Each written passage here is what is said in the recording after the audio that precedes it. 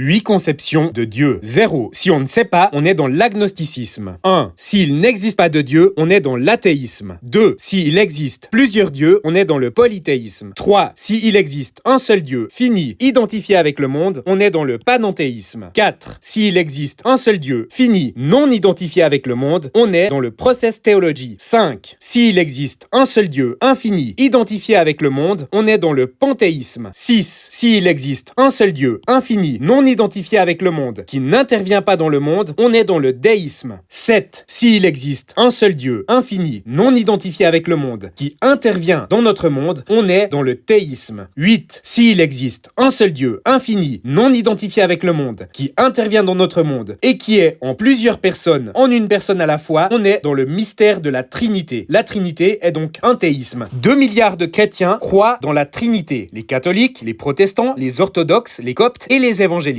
Maintenant, je vais expliquer plus en détail chacun de ces 8 plus 1 concepts et je vais vous donner à chaque fois, quand c'est possible, un exemple. 0. On ne sait pas. Agnosticisme, c'est la position selon laquelle la vérité concernant certaines affirmations, en particulier l'existence ou la non-existence de Dieu, est inconnue ou même inconnaissable. Exemple, une personne qui dit « je ne sais pas si Dieu existe ou non » adopte une position agnostique.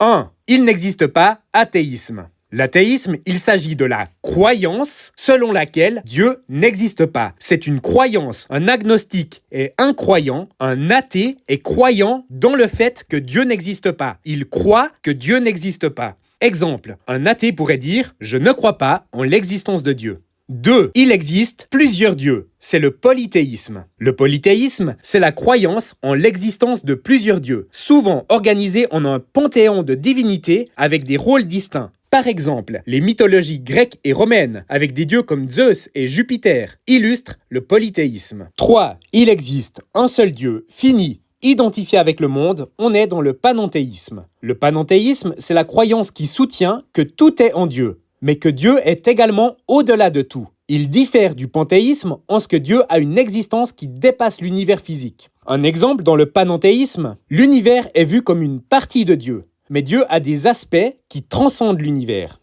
4. Il existe un seul Dieu, fini, non identifié avec le monde, on est dans la process théologie. La process théologie, ou en français théologie de la procession, affirme que Dieu et l'univers sont en processus constant de changement et d'évolution. C'est inspiré par la philosophie d'Alfred North Whitehead, et cette théologie a été très popularisée par des théologiens comme le célèbre André Gounel. Par exemple, André Gounel voit Dieu non pas comme un être statique, mais comme un participant actif et évolutif dans l'histoire du monde. 5. Il existe un seul Dieu, infini, identifié avec le monde, c'est le panthéisme. Le panthéisme est une croyance qui soutient que Dieu est identique à l'univers, à la nature, ou que l'univers, y compris ses lois, ses forces, ses mathématiques, est une manifestation de Dieu. Il y a identification, et c'est la grande différence avec le panenthéisme. De plus, contrairement au panenthéisme qui est fini, le panthéisme est infini. Par exemple, on peut penser à l'infinité de l'infiniment petit. Les molécules, les atomes, les quarks, les bosons, les particules que je ne maîtrise pas du tout comme vous le voyez, parce que je n'ai pas fait 10 ans d'études en physique quantique. Par exemple, la pensée du philosophe Spinoza, Baruch Spinoza, voyait Dieu dans toute la nature. Voilà un exemple concret de panthéisme. 6. Il existe un seul Dieu, infini, non identifié avec le monde, qui n'intervient pas dans le monde, on est dans le déisme. Le déisme est une croyance en un créateur divin qui n'intervient pas dans l'univers après sa création, contrairement au théisme qui implique un Dieu personnel et interactif. Un exemple de déisme, beaucoup de penseurs des Lumières, comme Voltaire, avaient une croyance déiste, voyant Dieu comme l'horloger qui a créé l'univers, mais qui s'en occupe plus. D'où la fameuse citation de Voltaire « Je ne peux concevoir cette horloge sans horloger ». Voltaire imaginait un seul Dieu, infini, non identifié avec le monde, mais qui, après la création du monde, n'intervient plus dans le monde. 7. Il existe un seul Dieu, infini, non identifié avec le monde, qui intervient dans notre monde, c'est le théisme. C'est la croyance en un ou plusieurs dieux personnels qui interviennent dans l'univers et dans la vie des êtres humains. Exemple, toutes les religions abrahamiques, le judaïsme, le christianisme et l'islam sont théistes. Les musulmans, les chrétiens et les juifs sont théistes. Ils croient en un Dieu qui intervient dans l'histoire humaine. Le théisme, c'est donc un seul Dieu infini, non identifié avec le monde, qui intervient dans notre monde. Enfin, la Trinité est une extension du théisme. Dans le christianisme, c'est la doctrine selon laquelle il existe un seul Dieu en 3 personnes distinctes, le Père, le Fils, Jésus-Christ et le Saint-Esprit. Par exemple, le baptême chrétien au nom du Père, du Fils et du Saint-Esprit illustre cette croyance. Autre exemple connu, la représentation artistique de la Trinité par Andrei Roublev.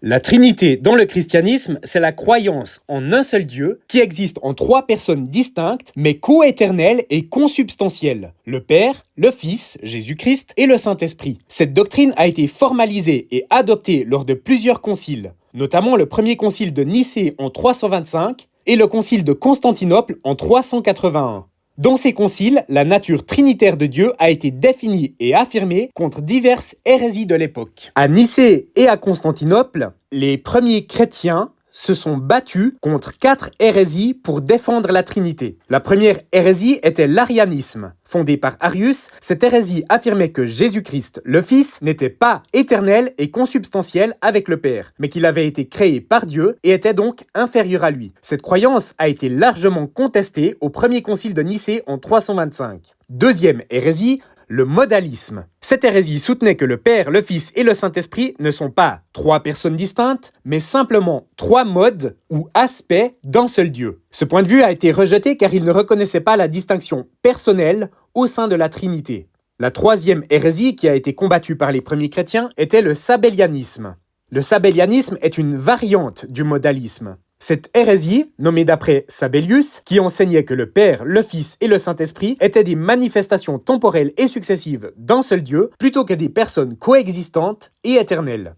Enfin, quatrième hérésie qui a été combattue pour défendre la Trinité, c'est le subordinationnisme, la croyance selon laquelle le Fils et le Saint-Esprit sont subordonnés au Père, non seulement en termes de rôle, mais aussi en essence et en nature. Cette vue a été contestée car elle compromettait l'unité et l'égalité au sein de la Trinité.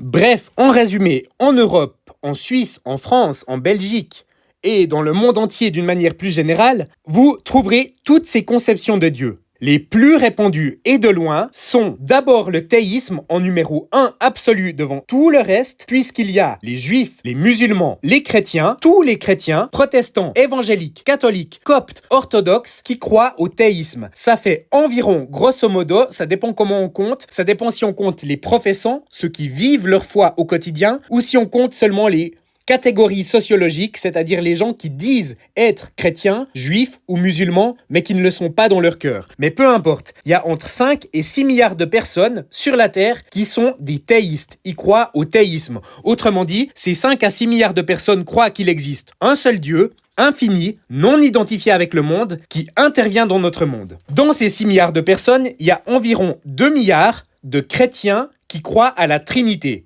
C'est les catholiques, les protestants, les coptes, les orthodoxes et les évangéliques. Ils croient qu'il existe un seul Dieu, infini, non identifié avec le monde, qui intervient dans le monde, donc qui est un théisme, qui est un seul Dieu, mais en 3 personnes, le Père, le Fils et le Saint-Esprit. Autrement dit, le théisme et la Trinité, le trinitarisme on pourrait dire, est la croyance la plus répandue dans le monde, entre 5 et 6 milliards de personnes suivant comment on compte. Ensuite, la deuxième croyance la plus répandue, c'est l'agnosticisme. C'est les gens qui ne savent pas. Ils ne savent pas s'il existe un Dieu ou s'il n'existe pas de Dieu. Ils doutent, ils hésitent, ils réfléchissent ou ils s'en foutent. Mais dans tous les cas, ils ne savent pas. On les appelle les agnostiques. Ils sont très nombreux, mais ils sont bien moins nombreux que les théistes. Il y aurait environ 1 à 2 milliards d'agnostiques, contre 5 à 6 milliards de théistes et 2 milliards de trinitaristes, les chrétiens. Enfin, l'athéisme, contrairement à ce que les gens disent, est très très rare. Quand une personne dit qu'elle est athée, c'est fort probable qu'elle soit pas athée mais agnostique. Parce que pour être athée, il faut énormément de foi. Être athée, c'est une croyance. C'est la croyance absolue, la conviction profonde qu'il n'existe absolument aucun Dieu sous aucune des 8 conceptions qu'on a étudiées aujourd'hui ensemble. Donc, la majorité des gens sur la Terre sont théistes. Dans ces théistes, il y a 2 milliards de chrétiens. Une petite partie est agnostique. Il y a quelques rares athées convaincus et qui savent présenter et défendre leur athéisme. Et enfin, il y a une toute petite minorité de polythéistes, de panthéistes, de gens qui adhèrent à la process-théologie, de gens qui adhèrent au panthéisme ou au déisme. J'espère que cette vidéo sur ces 8 plus 1 conceptions de Dieu vous aura plu. C'était Ictus 5 Sola. Soyez libres de liker, partager la vidéo aux personnes qui se posent des questions sur l'existence ou la non-existence de Dieu et de quel Dieu on parle. Pensez à vous abonner pour ne louper aucune des prochaines vidéos. Moi, je vous dis à bientôt dans la prochaine vidéo. Passez une belle journée ou une douce nuit. Ciao!